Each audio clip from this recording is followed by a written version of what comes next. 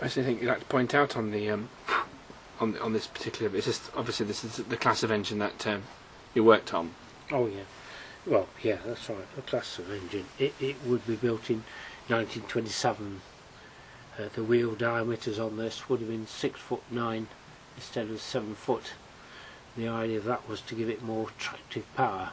It worked mainly in the north of England, through Yorkshire, Scotland, and maybe into Wales. It was redesigned by Johnson from Dealey's design of 1904-1905. Undoubtedly it'd be a very useful passenger engine to have been running in its time. It was used on expresses during the course of shall we say from 1927 up to about 1935, when it was superseded by more powerful locomotives with the LMS.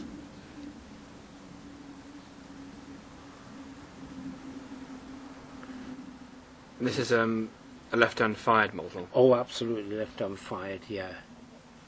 Yeah. Sometimes they were used as heading machines in front of express engines. Beautiful engine to work, of course. Easy to fire and very reliable locomotive.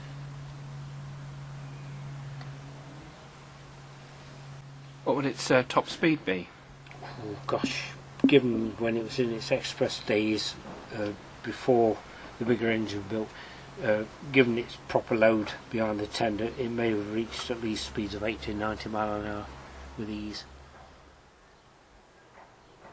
Of course, this is a Hornby model and clockwork model.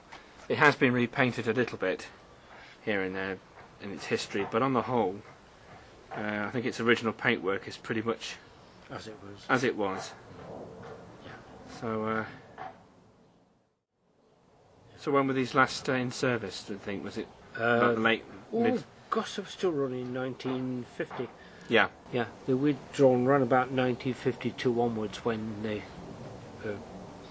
gradually phased out of work. They, after 1946, they were mainly on local passenger work anyway. The long haul express duties that they did were long finished due to Stanley's 5Xs and Black 5s coming into being in the mid-30s.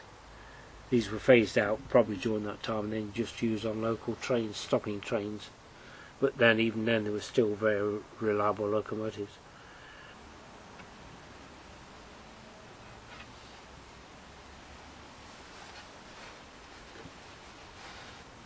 The coach behind the tender would have been a typical problem from the turn of the 20th century onwards.